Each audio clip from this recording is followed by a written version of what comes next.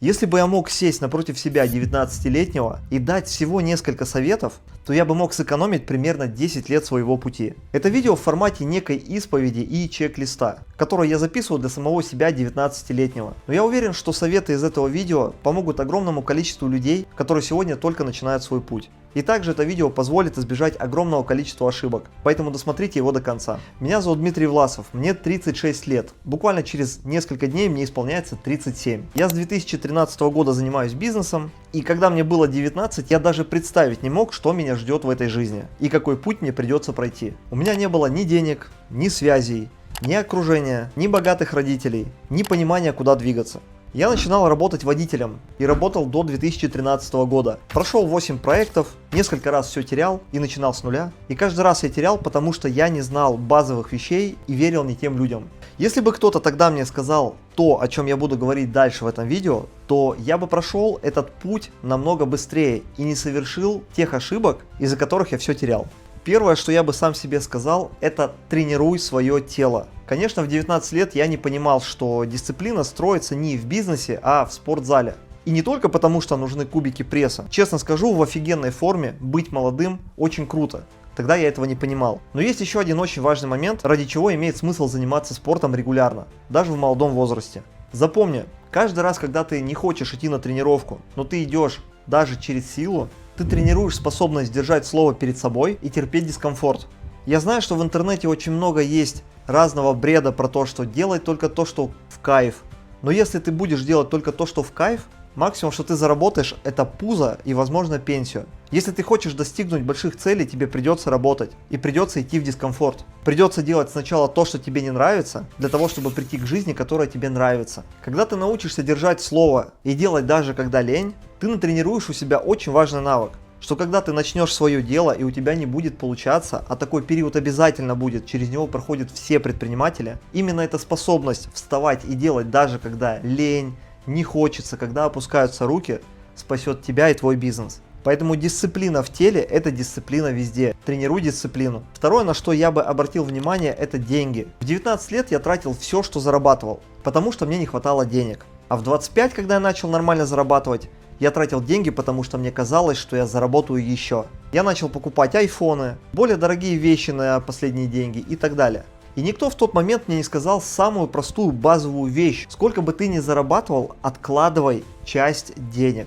У тебя всегда должна быть подушка безопасности. Потому что в жизни бывают разные ситуации, и вот эта подушка, она как раз таки дает тебе психологическое спокойствие. Даже если тебе сегодня не хватает зарплаты, ты все равно стараешься откладывать. В какой-то момент ты поймешь, что если тебе не хватает, то ты просто начинаешь искать варианты, как зарабатывать больше. Если бы я начал откладывать хотя бы немножко в тот момент, когда я работал водителем, то я бы на годы раньше смог получить свободу выбора. Я бы мог иметь возможность сказать «нет» какому-то проекту, который мне не нравится. Потому что у меня есть та самая подушка безопасности. А не потому, что мне срочно нужно заработать, и я бегу в какой-то непроверенный проект, в котором я не разобрался, с целью быстро заработать. Деньги – это не про жадность, это про свободу выбирать. С кем жить, где работать, кому отказывать. Третье, что я бы сказал себе, не гонись за хайпом и за быстрыми деньгами, за быстрым кушем. Я помню себя в 19. Ты хочешь все быстро получить, хочешь найти какой-то секретный легкий путь, как вообще обыграть эту игру, как обыграть жизнь. Хочется урвать по-крупному. Знаешь, как будто бы зашел в казино, поставил все на зеро, выиграл и пошел кайфовать. Но лично я на своей шкуре понял, что если деньги быстро пришли, они также быстро могут и уйти. А вот то, что построено медленно, фундаментально, на отношениях с людьми, остается надолго и работает годами на тебя. Я бы сказал себе не вкладываться в краткосрочную сделку, а выбирать какой-то долгосрочный проект и в долгосрочные отношения с людьми. В какой-то такой проект, в котором ты через 5, через 10 лет продолжаешь получать результат. А не бегаешь каждый месяц за каким-то хайпом, за какими-то новыми идеями, не находишься в постоянном стрессе, чем завтра платить за квартиру и так далее. Есть очень много тем, в которых можно быстро заработать, но также быстро потерять. Очень много людей, которые бегают за каким-то хайпом, срывают куш и потом все теряют. И потом им снова нужно искать какой-то проект. И я, к сожалению, проходил такой этап жизни. И спасибо, больше я этого не хочу. Поэтому не совершай моих ошибок. Если у тебя однажды получится правильно выстроить долгосрочную модель бизнеса, то ты сможешь передать ее по наследству своим детям. И ты передашь не просто деньги на счету, а ты передашь систему, которая работает и без тебя. И в этом и есть разница между удачей как в казино и бизнесом. В казино ты просто играешь ради шанса выиграть, а в бизнесе ты работаешь ради того, что останется после тебя. Четвертое, что я бы сказал себе, это больше читай. Не потому, что это модно или это кто-то там советует, а потому что каждая книга – это самый лучший опыт автора. Человека-практика, который прошел огромное количество испытаний, который уложил весь свой опыт в одну книгу. Просто представь это, что всего за несколько часов, дней или может быть за месяц ты можешь прожить весь опыт человека, который написал эту книгу. Если бы я больше читал про бизнес, про психологию, про то, как устроены компании изнутри, я бы видел разные красные флаги в тех бизнесах, которыми я занимался, и не совершил бы этих ошибок, что опять позволило бы мне не начинать с нуля несколько раз. Знания в целом это не про заучивание каких-то красивых слов, все больше про то, чтобы не наступать на те же самые грабли, на которые до тебя наступили огромное количество людей. Пятое, это, пожалуй, самое важное, что здесь есть. Я бы сказал себе, в какую бизнес-модель мне нужно идти. В 19 лет, к сожалению, я не знал, что есть направления, в которых не нужен огромный капитал. Не нужен диплом, не нужны годы экспертности, чтобы начать получать результат даже новичку. И эта модель называется партнерская реферальная модель, или по-простому network маркетинг. Пока я не разобрался в этом направлении, не увидел реальную возможность для любого человека, даже для новичка, и не научился отличать реальные компании от пирамид, у меня были скепсис, сомнения и вообще в принципе недоверие к этой индустрии. И это очень важный момент, потому что с легальными, классными компаниями на одном рынке, к сожалению, находится очень много каких-то мошеннических схем, финансовых пирамид и прочего шлака, который обманывают людей на деньги и портит репутацию этого направления.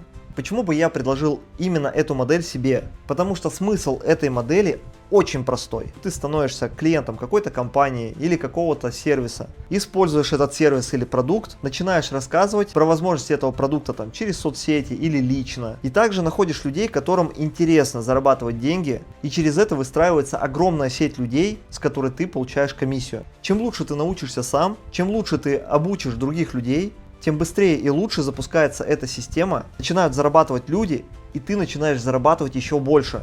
По факту это идеальная модель, потому что ты становишься источником информации и знаний для других людей. То есть ты помогаешь зарабатывать им и на этом зарабатываешь сам. И эта модель считается очень экологичной и простой.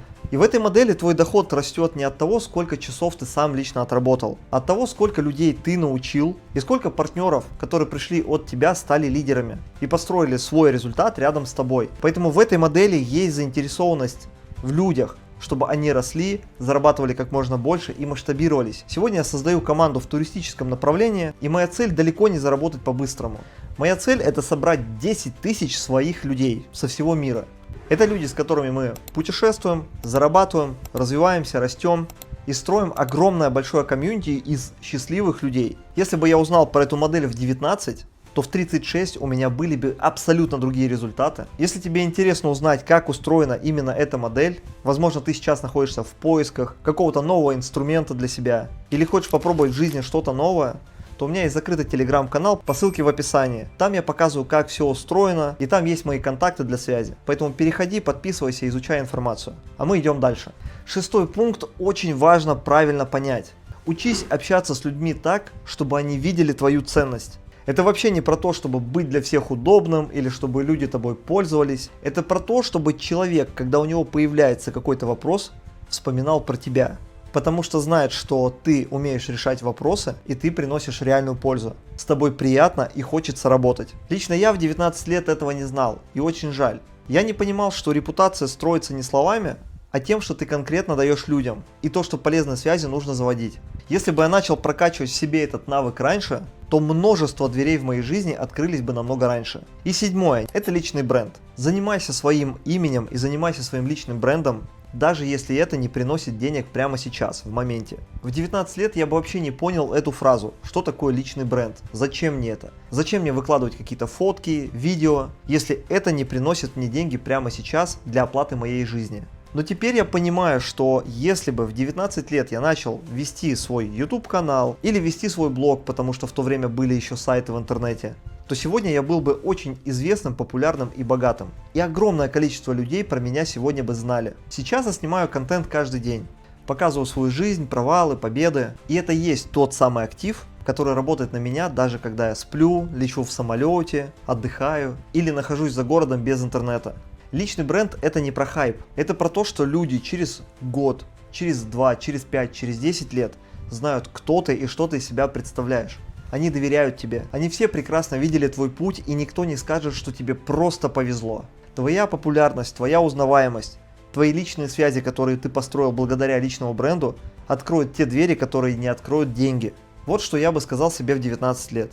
Тренируйся, копи и инвестируй, не гонись за быстрыми деньгами, читай книги, выбери модель бизнеса, где может расти даже новичок, создавай ценность для людей и создавай свой личный бренд. Если хотя бы одно из того, что я тебе сказал, откликнулось, то я хочу тебя поздравить. Ты уже на своем пути. Возможно, не всегда все быстро получается, это нормально. Тебя ждут большие результаты. А также, если история про нетворк-маркетинг и туризм тебе откликнулась, заходи в мой телеграм-канал по ссылке в описании. Там я рассказываю и показываю эту модель более подробно, а также показываю, как мы с командой строим это направление. Возможно, это именно та модель, которую ты ищешь. И я смогу помочь тебе получить результаты в этом направлении. Напишите в комментариях, что бы вы пожелали себе в 19 лет. Мне очень интересно почитать. С вами был Дмитрий Власов, до встречи в новых видео.